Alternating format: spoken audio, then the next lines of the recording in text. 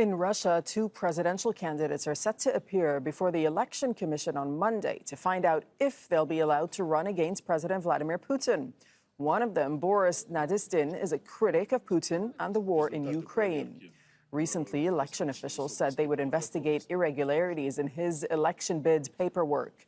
Critics say the move is a way to keep anyone from challenging Putin in the March election. We'll speak to Yulia Shapovalova in Moscow. So what are we expecting to hear from the Central Election Commission, Yulia? Well, we are expecting to hear some explanations regarding a number of mistakes, alleged mistakes in people's signatures, the ones that Boris Nadezhdin, the only anti-war presidential hopeful, as you mentioned, had collected in support of his presidential candidacy. It seems like there will be no big decision today on whether Boris Nadezhdin actually allowed to run for president. It's still a big ask. On Wednesday last week, January the 31st, Boris Nadezhdin submitted more than 100,000 signatures of his supporters to the Central Election Commission.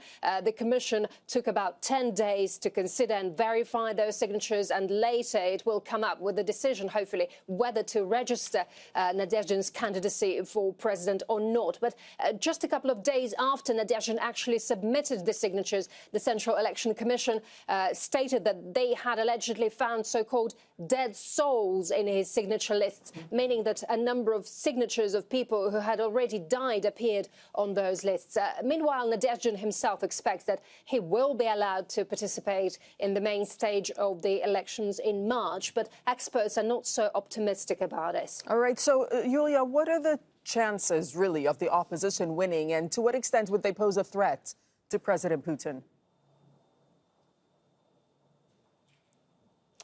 Well, it's interesting, but earlier on there was a different anti-war candidate called Katerina Duntsova, and she was completely barred from the presidential campaign at all. So she basically she wasn't allowed to even collect signatures. What we see now is that Boris Nadezhdin's growing support has allegedly caused a real stir in the Kremlin.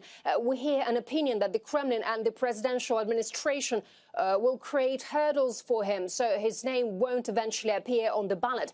The Kremlin doesn't want to take risks. It wants their main candidate, Vladimir Putin, to receive overwhelming support and the majority of voters. But we can see that Boris Nadezhdin, the candidate from the Civil Initiative Party, can take over the entire protest electorate, get the voices of people who are against the Ukrainian conflict, and take second place after Vladimir Putin with a double-digit result.